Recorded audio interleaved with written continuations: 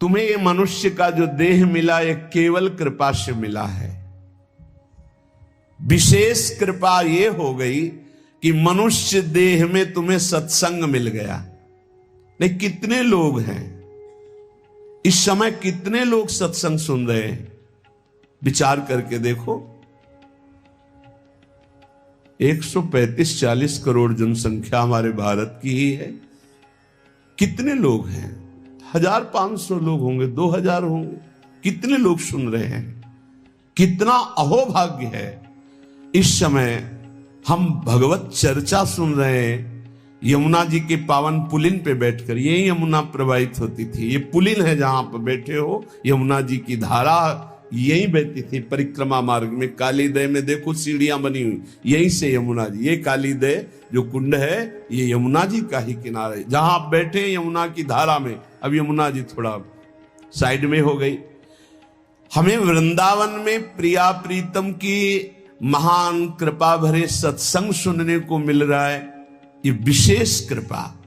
इस पर भी विशेष कृपा कि हमारी बुद्धि भजन करने के लिए सब कुछ त्यागने के लिए तैयार है। विशिष्ट कृपा, हमारी बुद्धि अब कह रही कि छोड़ो सब कुछ, भजन में लगो, भजन में लगो।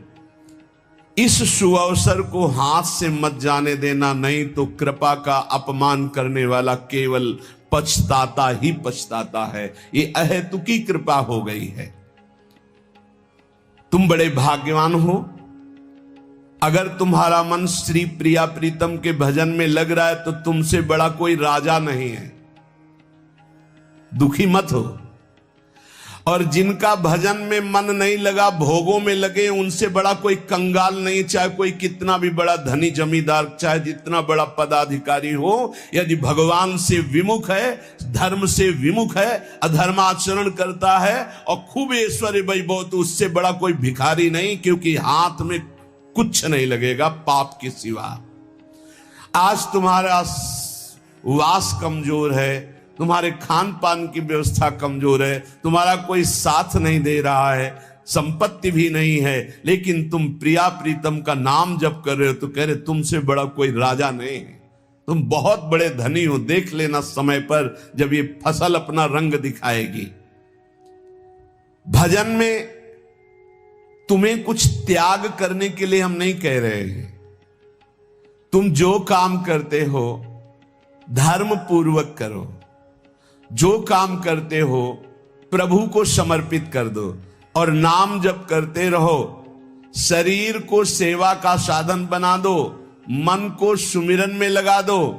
आप देख लेना, अगर अहंकार नहीं करोगे तो तुम्हारा बेड़ा पार हो जाएगा। शरीर को सेवा में लगा दो, जो कर्म करते हो धर्म पूर्वक करो, उनको प्रभु को समर्पित कर दो और नाम जप करो। और अहंकार नहीं करोगे तो बहुत जल्दी तुम ज्ञान को प्राप्त हो जाओगे। तुम्हारे हृदय में ज्ञान प्रकाश हो जाएगा, तो अहंकार नष्ट हो जाएगा। अहंकार नष्ट होते ही भगवत तत्व का बोध हो जाता है। देखो, तुम्हें कहीं भागने की जरूरत नहीं है।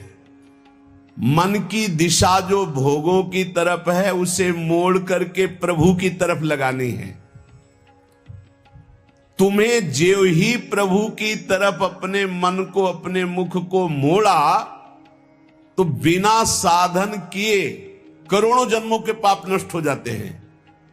सन्मुख हो ही जीव मोहि जब ही, जन्म कोटि अघ नाशो तब ही।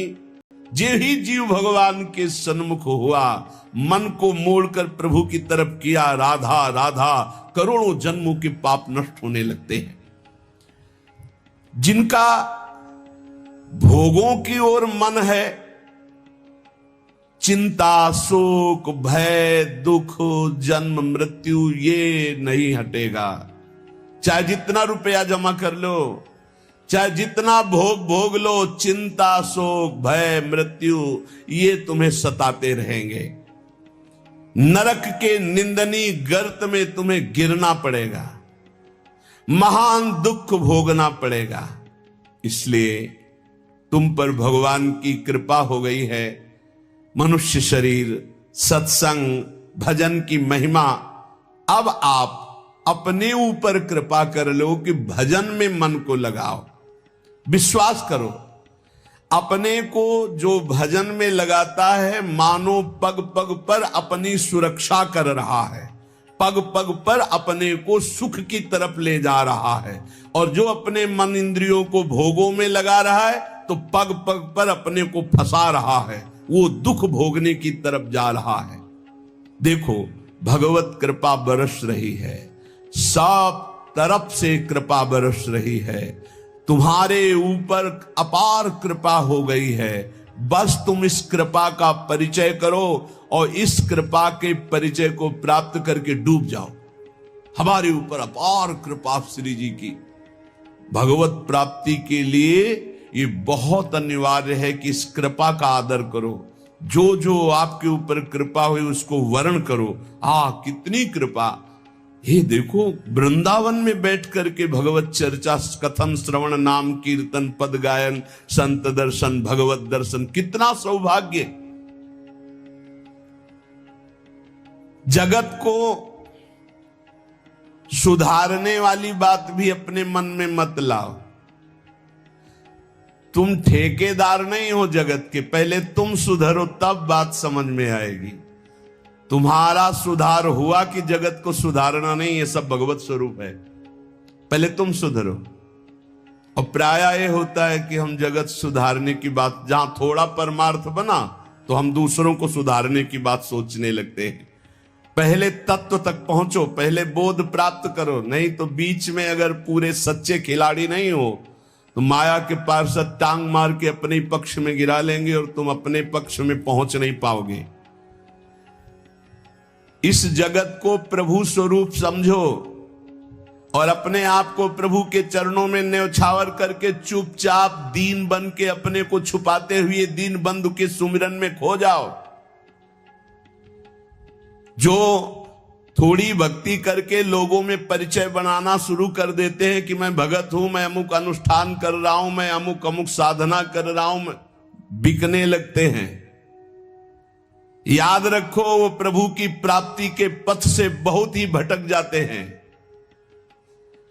प्रभु के प्रेम रंग को प्राप्त करने के लिए जब तक भगवत प्राप्ति ना हो जाए तब तक परिचय को छुपा के रखना चाहिए। अपना परिचय कोई न जान पावे कि मैं कौन हूं, क्या हूं, कैसा हूं।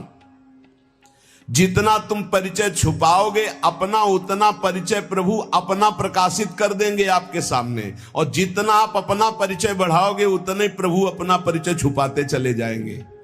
सिद्धांत को समझ लो, जितना आपका परिचय छुपेगा उतना ही आप अपना परिचय प्रकाशित कर देंगे, और जितना आप अपना परिचय प्रकाशित करेंगे उतना ही आप अपना परिचय छुपा लेंगे।